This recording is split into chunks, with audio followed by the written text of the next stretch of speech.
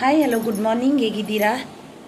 Good evening. ಈಗ ನಾನೊಂದು video ಮಾಡ್ತಿದ್ದೀನಿ. ಈಗ ಏನು ಗೊತ್ತುಂಟ, ಒಂದು ಇಡ್ಲಿ ರೆಸಿಪಿಯನ್ನು ಮಾಡ್ತೀನಿ. ಮೃದುವಾದ ಹಾಗೆ ಸ್ವಲ್ಪ ವೈಟ್ ಆಗಿರುವ ಒಂದು ಸ್ಮೂತ್ ಮೃದುವಾದ ಒಂದು ಇಡ್ಲಿಯನ್ನು ನಾನು ನಿಮ್ಮ ಮುಂದೆ ತೋರಿಸ್ತೀನಿ. ನೀವು ಕೂಡ ಅದನ್ನು ಟ್ರೈ ಮಾಡಿ. ಈ ರೀತಿಯಾಗಿ ಚೆನ್ನಾಗಿರುತ್ತೆ, ತುಂಬ ಚೆನ್ನಾಗಿರುತ್ತೆ ಇಡ್ಲಿ. ಹಾಗೆ ಮೆಂತ್ಯ ಏನು ಉಪಯೋಗ ಮಾಡದೆ ನಾನು ಇಡ್ಲಿ ಮಾಡ್ತಿದ್ದೀನಿ. ಮೆಂತ್ಯ ಉಪಯೋಗ ಮಾಡೋದಿಲ್ಲ. ನಿಮಗೂ ಆಗ್ಬೋದು ಅಂತ ಅನ್ಕೋತೀನಿ. ಏನು ಹಾಕಬೇಕು, ಏನೆಲ್ಲ ಹಾಕ್ತೀನಿ, ಯಾವ ಥರ ಬಂದಿದೆ ಇಡ್ಲಿ, ನೀವೇ ನೋಡ್ತಾ ಹೋಗಿ. ವಿಡಿಯೋದಲ್ಲಿ ಎಲ್ಲ ಡೀಟೇಲ್ಸ್ ಆಗಿ ನಿಮಗೆ ಅದರಲ್ಲಿ ಸಿಗುತ್ತೆ. ಒಂದು ವಿಡಿಯೋ ಇಷ್ಟವಾದರೆ ಒಂದು ಲೈಕ್ ಅಂತೂ ಖಂಡಿತ ಕೊಡಿ. ಲೈಕ್, ಶೇರ್, ಕಮೆಂಟ್ ಮಾಡೋದನ್ನು ಖಂಡಿತ ಮರಿಬೇಡಿ. ಹೋಗಿ ನೋಡ್ಕೊಂಡು ಬನ್ನಿ. ನೋಡಿ, ನಾನು 2 ಲೋಟೆ ಬೆಳ್ತಿಗೆ ಅಕ್ಕಿ ನೆನೆ ಇಟ್ಟಿದ್ದೀನಿ. 2 ಲೋಟೆಯಷ್ಟು. ಅದರಲ್ಲಿ 3/4 ಲೋಟೆಯಷ್ಟು ಉದ್ದಿನಕಾಳು, ಉದ್ದಿನಬೇಳೆ, ಮತ್ತು 1/4 ಲೋಟೆಯಷ್ಟು ಸಾಬುದಾನ, ಮತ್ತು 1/4 ಲೋಟೆಯಷ್ಟು ನಾನು ಅವಲಕ್ಕಿಯನ್ನು ತಗೊಂಡಿದ್ದೀನಿ, ನೆನೆ ಹಾಕ್ತೀನಿ. ಇದನ್ನು ನಾನು ಟೋಟಲ್ ಒಂದು 6 ಅವರ್ಸ್ ನೆನೆಸಿದ್ದೀನಿ. ಇದನ್ನು ಚೆನ್ನಾಗಿ ತೊಳೆದುಕೊಂಡು ಇಡ್ಲಿಗೆ ರುಬ್ಬಬೇಕು. ನಾನು ಹಾಕುವಾಗ ನಿಮಗೆ ತೋರಿಸಿಲ್ಲ. ಇದರಲ್ಲಿ 2 ಲೋಟೆ ಅಕ್ಕಿ ಮತ್ತು ಇಷ್ಟು ಉದ್ದಿನಬೇಳೆ ಇಷ್ಟೇ ಹಾಕಿದ್ದು. ಇಲ್ಲಿಗೆ ನಾನು ಒಂದು ಇಲ್ಲಿವರೆಗೆ ನಾನು ಸಾಬುದಾನ ಹಾಕಿದ್ದೀನಿ ಮತ್ತು ಇಷ್ಟು ಅವಲಕ್ಕಿ ಹಾಕಿದ್ದೀನಿ ಅಷ್ಟೇ. ಅದಕ್ಕೆ ಏನು ಹಾಕಿಲ್ಲ ನಾನು. ಈಗ ರುಬ್ಕೊಂಡು ಬರ್ತೀನಿ. ನೋಡಿ, ಇಲ್ಲಿ ಇವಾಗ ಸಂಜೆ 7:30 ಆಗಿದೆ, ಈವ್ನಿಂಗ್ 7:30. ನೋಡಿ ಎಷ್ಟು ಚೆನ್ನಾಗಿ ನೆಂದುಕೊಂಡಿದೆ ಅಕ್ಕಿ. ಇಲ್ಲಿ ನೋಡಿ, ನಾನು ಅವಲಕ್ಕಿನೂ ಕೂಡ ಒಂದು ಅರ್ಧ ಗಂಟೆ ನೆನೆ ಇಟ್ಟಿದ್ದೀನಿ. ಅರ್ಧ ಗಂಟೆ ಬೇಡ, ಇದು ಪೇಪರ್ ಅವಲಕ್ಕಿ ಅಲ್ಲ, ಗಟ್ಟಿ ಅವಲಕ್ಕಿ. ಹಾಗೆ ಈಗ ನಾವು ಇಡ್ಲಿಗೆ ರೆಡಿ ಮಾಡುವ. ನೋಡಿ ಎಷ್ಟು ಚೆನ್ನಾಗಿ, ನೋಡಿ ಚೆನ್ನಾಗಿ ಆಗಿದೆ. ಇಲ್ಲಿ ನೋಡಿ ಇದನ್ನು ಗ್ರೈಂಡ್ ಮಾಡ್ಕೊಂಡು ಬರ್ತೀನಿ ನಾನು ಎಲ್ಲ. ಇದು ಸ್ವಲ್ಪ ನುಣ್ಣಗೆ ಮಾಡಬೇಡಿ ಅಕ್ಕಿ, ಈ ರವೆ ಥರ ಇದ್ರೆ ಸಾಕು. ಇದು ನುಣ್ಣಗೆ ಮಾಡಿ ಗ್ರೈಂಡ್ ಮಾಡ್ಕೊಂಡು ಬರ್ತೀನಿ ಇಡ್ಲಿಗೆ. ಇಲ್ಲಿ ನೋಡಿ, ಸಾಬಕ್ಕಿ ಮತ್ತು ಅವಲಕ್ಕಿಯನ್ನು ಗ್ರೈಂಡ್ ಮಾಡಿದ್ದೀನಿ. ನೋಡಿ ಎಷ್ಟು ಚೆನ್ನಾಗಿ ನುಣ್ಣಗೆ ಆಗಬೇಕು ಸಾಬಕ್ಕಿ ಮತ್ತು ಅವಲಕ್ಕಿ. ಇಲ್ಲಿ ಉದ್ದಿನಬೇಳೆಯನ್ನು ಗ್ರೈಂಡ್ ಮಾಡ್ತಿದ್ದೀನಿ. ಮತ್ತೆ ಲಾಸ್ಟಿಗೆ ಅಕ್ಕಿಯನ್ನು ಗ್ರೈಂಡ್ ಮಾಡ್ತೀನಿ. ಚೆನ್ನಾಗಿ ವೈಟ್ ಇರಬೇಕು. ಇನ್ನೊಂದು ಸರ್ತಿ ಇದನ್ನು ತೆಗೆದು ಮತ್ತೆ ಗ್ರೈಂಡ್ ಮಾಡಿ ನಿಮಗೆ ಸಿಗ್ತೀನಿ. ನೋಡಿ, ಇಲ್ಲಿ ಎಲ್ಲ ಮಿಕ್ಸ್ ಮಾಡಿದೆ. ಅಕ್ಕಿ, ಉದ್ದಿನಬೇಳೆ ಮತ್ತು ಇದು ಎಲ್ಲ. ಇದನ್ನು ಚೆನ್ನಾಗಿ ನಾವು ಮಿಕ್ಸ್ ಮಾಡಬೇಕು. ಈಗ ನೋಡಿ, ತುಂಬ ದಪ್ಪಾಗಿ ಇಟ್ಟರೆ ಇಡ್ಲಿ ಸ್ವಲ್ಪ ಕಡಕ್ ಬರುತ್ತೆ. ನಾವು ಮೀಡಿಯಮಲ್ಲಿ ಇರಬೇಕು. ದೋಸೆಗಿಂತ ಸ್ವಲ್ಪ ದಪ್ಪ ಅಷ್ಟೇ ಸಾಕು. ಇದನ್ನು ಚೆನ್ನಾಗಿ ಬೀಟ್ ಮಾಡಬೇಕು. ಮಿಕ್ಸಿ ಕೊಟ್ಟು ಬರ್ತೀನಿ. ನೋಡಿ, ಇಡ್ಲಿಗೆ ನಾನು ಈ ರೀತಿ ಕಟ್ಟಿ ಮುಚ್ಚಿಟ್ಟಿದ್ದೀನಿ. ಯಾಕಂದರೆ ಈಗ ಚಳಿಗಾಲದಲ್ಲಿ ಅಷ್ಟೊಂದು ಉಬ್ಬಿ ಬರುವುದಿಲ್ಲ. ಅದಕ್ಕೋಸ್ಕರ ಗಾಳಿ ಹೋಗಬಾರ್ದಂತ ಈಗ ಈ ರೀತಿ ಕಟ್ಟಿ ಇದನ್ನು ಇಲ್ಲಿಗೆ ಇಟ್ಟು ಬಿಟ್ಟೆ. ಮಾರ್ನಿಂಗ್ ನೋಡುವ ಹೇಗಾಗಿದೆ ಅಂತ.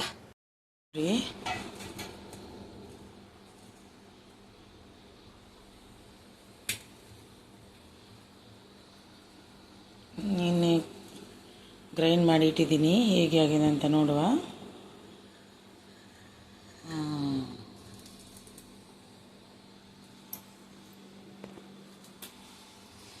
ನೋಡಿ ಎಷ್ಟು ಚೆನ್ನಾಗಿ ಉಬ್ಬಿ ಬಂದಿದೆ ಅಲ್ವಾ.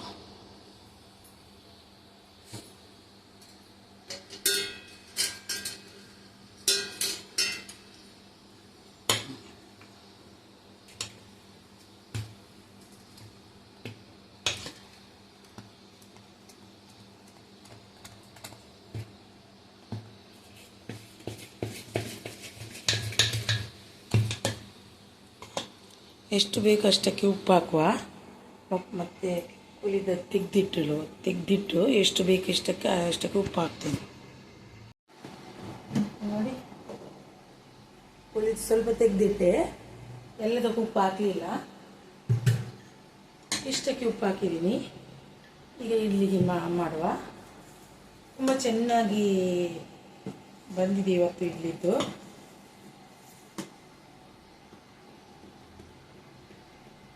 ಉಪ್ಪು ಹಾಕಿ ಕಲಿಸ್ತೀನಿ. ಇಡ್ಲಿ ಮಾಡುವಾಗ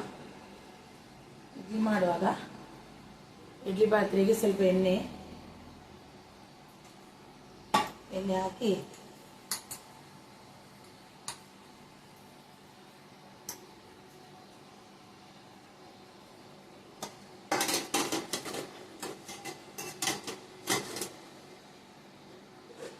ಒಂದೊಂದೇ ಇಡುವ.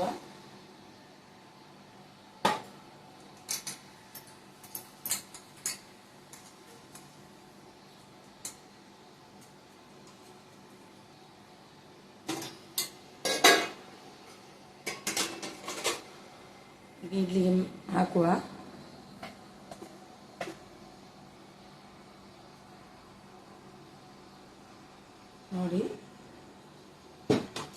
ನೋಡಿ ತುಂಬ ದಪ್ಪ ಇರಬಾರ್ದು, ತುಂಬ ಗಟ್ಟಿಯಾಗುತ್ತೆ ಇಡ್ಲಿ. ಇಷ್ಟು ದಪ್ಪ ಇದ್ದರೆ ಸಾಕು. ಹೆಚ್ಚು ದಪ್ಪ ಇದ್ದರೆ ಇಡ್ಲಿ ಗಟ್ಟಿಯಾಗುತ್ತೆ. ಇಡ್ಲಿ ಮೆದು ಬರಬೇಕಾದ್ರೆ ಹೆಚ್ಚು ದಪ್ಪ ಇರಬಾರ್ದು. ಕೆಲವರಂತಾರೆ ತುಂಬ ದಪ್ಪ ಇರ್ತಾರೆ, ತುಂಬ ಗಟ್ಟಿ ಬರುತ್ತೆ. ಅದು ಹೆಚ್ಚು ಮೀಡಿಯಮಲ್ಲಿ ಇರಬೇಕು. ದೋಸೆ ಹಿಟ್ಟಿಗಿಂತ ಸ್ವಲ್ಪ ದಪ್ಪ ಇರಬೇಕು. ಇನ್ನೊಂದಿಡುವ. ನನಗೆ ಇಷ್ಟು ಒಂದು ಮಾಡಿದರೆ ಸಾಕಾಗುತ್ತೆ.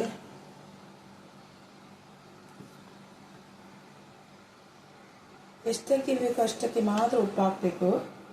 ಎಲ್ಲದಕ್ಕೆ ಉಪ್ಪು ಹಾಕಿದರೆ ಹುಳಿ ಬರುತ್ತೆ. ಅದಕ್ಕೋಸ್ಕರ ನೋಡಿ, 2ನೇ ಸ್ಟೆಪ್ ಆಯಿತು. ಈಗ 3ನೇ ಸ್ಟೆಪ್ಪಿಗೆ ನೀರು ಹಾಕುವ.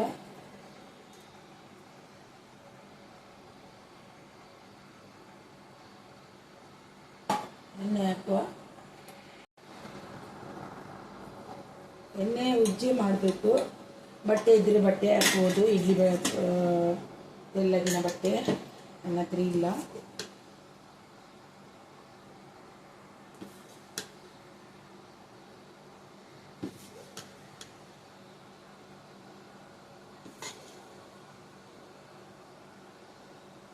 ಸಾಬುದಾನ ಹಾಕಿದರೆ ವೈಟ್ ಬರುತ್ತೆ. ದೇಹಕ್ಕೂ ಕೂಡ ಒಳ್ಳೆಯದು. ಮೆಂತ್ಯ ಹಾಕಲಿಲ್ಲ. ಮೆಂತ್ಯ ಹಾಕುವ ಇಡ್ಲಿ ಬೇರೆಯೇ ನಂದು. ಅದಕ್ಕೆ ಸಾಬುದಾನ ಹಾಕೋದಿಲ್ಲ ಮೆಂತ್ಯ ಹಾಕಿದರೆ. ನೋಡಿ, ಇಷ್ಟ ಆಯಿತು. ಬೇಯಲಿ, ಆಮೇಲೆ ಸಿಗ್ತೀನಿ. ಇಡ್ಲಿ ಆಗಿದೆ ನೋಡುವ. ನೋಡಿ, ಆಗಿದೆ. ಮೆದುವಾಗಿದೆ. ಇನ್ನು ಸ್ವಲ್ಪ ತೆಗೆದಿಡುವ ಕೆಳಗಡೆ. ಸ್ವಲ್ಪ ಬಿಸಿಯಾಗಿರುವಾಗಲೇ ನಾವು ಅದರಿಂದ ತೆಗಿಬೇಕು. ಆದರೆ ನಾವು ಇದರಿಂದ ತೆಗೆದು ಸ್ವಲ್ಪ ಒಂದು 5 ನಿಮಿಷ ಆದರೆ ಆಗಲಿ ಕೆಳಗಡೆ ಇಡ್ತೀನಿ. ಮತ್ತು ನಾವು ತೆಗೆಯುವುದನ್ನು ಸ್ವಲ್ಪ ತಣ್ಣಗಾಗಬೇಕು. ಇಲ್ಲದ್ರೆ ಇಷ್ಟು ಬಿಸಿಯಲ್ಲಿ ತೆಗೆದ್ರೆ ಅದು ಸರಿಯಾಗಿ ಬರುವುದಿಲ್ಲ. ಅದಕ್ಕೆ ಇಡ್ಲಿ ತಟ್ಟೆಯಿಂದ ಬರಬೇಕಲ್ವ. ಇರಲಿ, ಅದು ಒಂದೇ ಸಾಕು. ನಮಗೆ ಇಷ್ಟು ಇಡ್ಲಿ ಸಾಕು. ಇದು ಬಂದ್ ಮಾಡುವ. ನೋಡಿ, ಇಡ್ಲಿ ನೋಡಿ ಎಷ್ಟು ಚೆನ್ನಾಗಿ ಬಂದಿದೆ. ನೋಡಿ, ಮೆದುವಾಗಿ. ನೀವು ಒಮ್ಮೆ ಟ್ರೈ ಮಾಡಿ ಇದೇ ರೀತಿಯಾಗಿ. ನೋಡಿ ಎಷ್ಟು ಚೆನ್ನಾಗಿ ಬಂದಿದೆ. ನೋಡಿ, ತುಂಬ ಚೆನ್ನಾಗಿ ಬಂದಿದೆ. ಸ್ಮೂತಾಗಿ. ನಾವು ಸಾಬುದಾನ ಹಾಕಿದರೆ ವೈಟ್ ಆಗಿ ಸ್ಮೂತಾಗಿ ಇಡ್ಲಿ ಬರುತ್ತೆ. ನೀವು ಕೂಡ ಒಮ್ಮೆ ಟ್ರೈ ಮಾಡಿ. ತುಂಬ ಚೆನ್ನಾಗಿ ಬಂದಿದೆ. ಇಡ್ಲಿಗೆ ಚಟ್ನಿ ಮಾಡ್ಬೋದು. ನಾನು ಮೊಸರು ದಾಲ್ ಮಾಡ್ತಿದ್ದೀನಿ. ಅದರ ರೆಸಿಪಿ ಬೇಕಾದರೆ ಹೇಳಿ, ನಾನು ಹಾಕ್ತೀನಿ. ನೋಡಿ ಎಷ್ಟು ಚೆನ್ನಾಗಿ ಬಂದಿದಲ್ವಾ. ಮೊಸರು ದಾಲ್ ಮುಂಬೈಯಲ್ಲಿ ಜಾಸ್ತಿ ತಿಂತಾರೆ. ನನಗೆ ಇಷ್ಟ, ಅದಕ್ಕೆ ಅದನ್ನೇ ಮಾಡ್ತೀನಿ. ಅದು ಎಷ್ಟು ಚೆನ್ನಾಗಿ ಬಂದಿದೆ ನೋಡಿ, ಸ್ಮೂತಾಗಿ. ನೋಡಿ, ಈ ರೀತಿ ಮಾಡಿ ಇಡ್ಲಿ. ನೋಡಿ, ನಮ್ಮದು ಇಡ್ಲಿದ್ದು ತುಂಬ ಸಣ್ಣದು ಇಡ್ಲಿ, ಆದರೂ ಪರವಾಗಿಲ್ಲ, ತುಂಬ ಚೆನ್ನಾಗಿ ಬಂದಿದೆ ಇಡ್ಲಿ. ಇಷ್ಟು ಮೃದುವಾಗಿ. ಮತ್ತು ಸಾಬುದಾನ ಹಾಕಿದರೆ ಒಂಥರ ಎಸಿಡಿಟಿ ಏನೂ ಆಗಲ್ಲ. ಚೆನ್ನಾಗಿರುತ್ತೆ ದೇಹಕ್ಕೂ ಕೂಡ. ನೋಡಿ ಆಯಿತು, ಇಡ್ಲಿ ಇಷ್ಟು ಸಾಕು ನಮಗೆ, ಮಕ್ಕಳಿಗೆ ಟಿಫಿನ್ಗೆ, ಅವರಿಗೆ ಮತ್ತು ಮಕ್ಕಳಿಗೆ ತಿನ್ನಲಿಕ್ಕೆ ಅಷ್ಟೇ, ಅಷ್ಟು ಸಾಕು. ಇಲ್ಲಿ ನಾನು ಅದಕ್ಕೆ ಮೊಸರು ದಾಲ್ ಮಾಡ್ತಿದ್ದೀನಿ. ರೆಸಿಪಿ ತೋರಿಸೋದಿಲ್ಲ. ಮೊಸರು ದಾಲಿದ್ದು ಸ್ವಲ್ಪ ಎಣ್ಣೆ ಜಾಸ್ತಿ ಮೊಸರು ದಾಲಿಗೆ, ಒಗ್ಗರಣೆಗೆ ಬೇಕಾದದ್ದೆಲ್ಲ.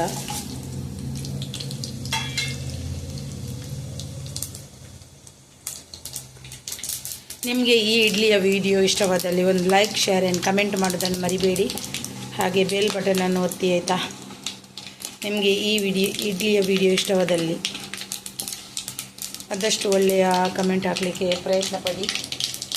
ಇನ್ನೊಬ್ಬರಿಗೆ ನೋವು ಕೊಡೋದ್ರಿಂದ ಏನು ಯಾರಿಗೂ ಲಾಭ ಇರುವುದಿಲ್ಲ.